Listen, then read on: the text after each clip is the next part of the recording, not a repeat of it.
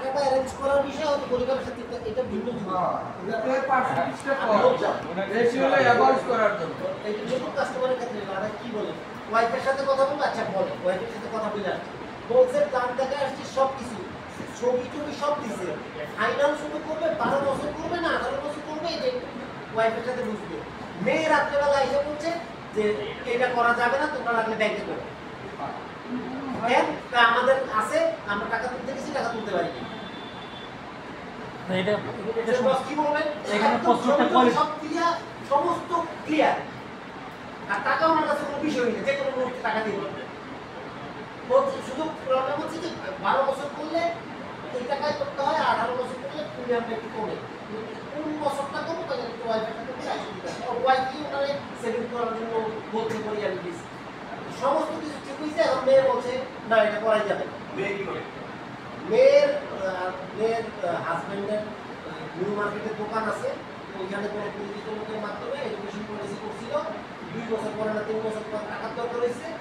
মানে 5 বছর পরে তো টাকা দিয়েছে যে ভাঙতে গেলে গেছে টাকা কম পাবে বা তার ভাঙে নাই ওই সময় টাকা পাই না এরকম কোনো বড় হচ্ছে দরকার নাই আমরা ব্যাংকে কম দিলে যাবে তাহলে দরকার নেই দ্বিতীয়বার বলছি তোর কাছে আলাপ করি পরে আমার বলছে ভাই একদম ডাইরেক্ট না করি এটা মনে এটার বিষয়টা হলো আমি যে তাকে বুঝেছি আমার বুঝানোটা ঠিক হয় এক এটা হলো সে ওয়াইফের কথা বলছে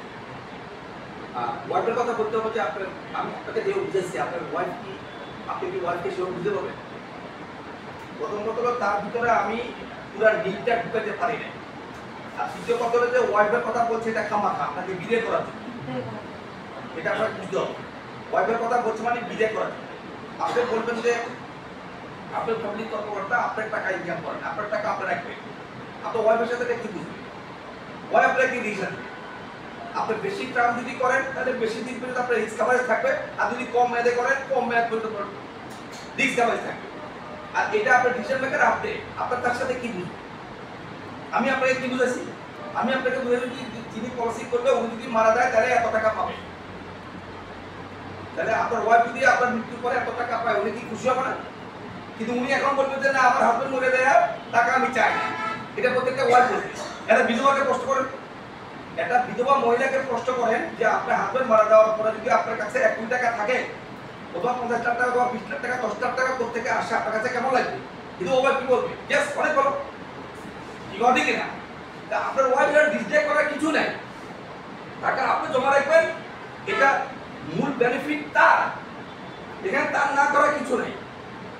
তাকে নিউট্রিশনটা ভালো হয় না তার কাছে আমি প্রেজেন্টেশন ভালো দিতে পারি না যে সেই কথা বস সাধারণত ওরা যে এই ওরা আসলে নিউট্রিশন করানো না উনি যে কথাটা বলছে ভাই আমার তো সাইড হয়ে গেছে তো এটা তো প্রথমেই বল না না না এই জন্যই ওনার ওয়াইফের মানে পলিসি আরে ভাই এটা তো প্রথমেই বল প্রথমে বল কি আমরা এই বয়সে টাকা জমাই প্রথমে বল কি প্রথমে বল বলে দেখি এটা তো পলিসি হবে না তো না না প্রথমে বল এটা বলার অর্থ কি প্রসপেক্টিং সমস্যা মানে রাইট পারসন না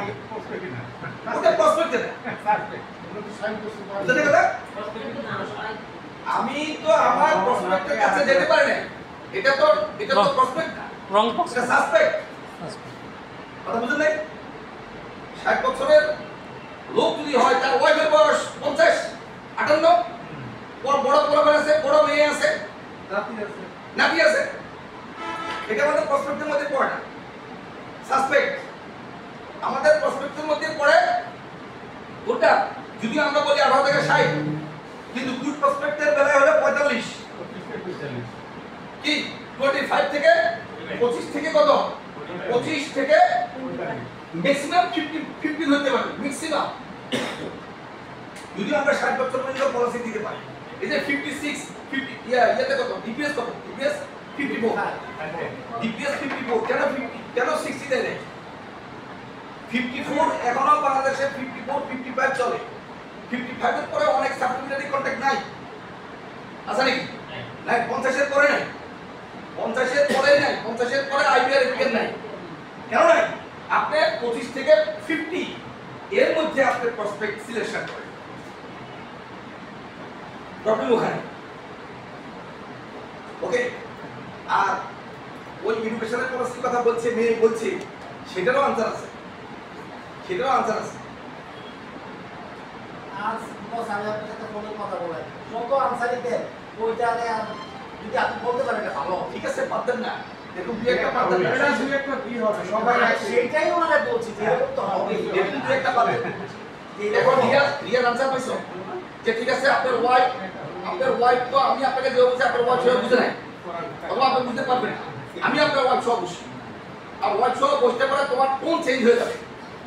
যে আজকে আপনি ভালো, আমার আপনার হাজবেন্ড ভালো আছে কিনা, আপনি ভালো আছেন, এইও কথা না যে ভাবি অথবা চাষি অথবা যাই বলো যে আপনার হাজবেন্ড আজকে ভালো আছে কিনা, আপনি ভালো আছেন। আপনার হাজবেন্ডকে যে ডিস্টার্ব করে গেলে, ইনকাম ফল করলে আপনার অবস্থা গুরুতর হয়ে যাবে। অতএব এটা এমন একটা জিনিস, আমার একটা প্ল্যান, ম্যাক্সিমাম বেনিফিট আপনি, ম্যাক্সিমাম বেনিফিট কে আপনি। এভাবেও বুঝতে হবে যে আজকে উনি সুস্থ আছে, উনি ইনকাম করে, আপনি ভালো আছেন আপনার সন্তান নিয়ে। আল্লাহ না করুক ওনার কিছু হয়ে গেলে কি আপনি এই এখন যে ভালো আছেন, এখন যেভাবে আছেন এভাবে আপনার থাকতে পারবেন না। এভাবেও কথা বলতে হবে। ওয়াইফের সামনে বসতে কোন চেঞ্জ হয়ে যাবে, তখন ওয়াইফের বেনিফিটটা বেশি দেখাতে হবে। ঠিক আছে, যাক আমরা শুরু করলাম। অসংখ্য ধন্যবাদ জানাচ্ছি। কাজটা ধন্যবাদ জামান গেছে, কিছু করার নাই। শুরু যা কারণ যে আমার মিষ্টি কিছু আছে, এটা আমরা ভাগ করে খাবো। কি এছাড়া তার উপায় নাই, যেহেতু আমাদের সাহেব চা বাসা নাই, একদম খাদ্যমন্ত্রী কি বলে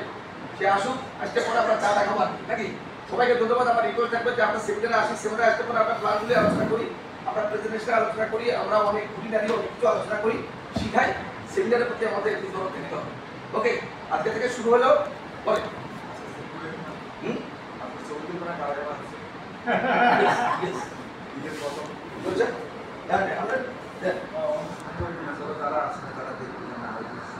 অফিস চলতেছে হ্যাঁ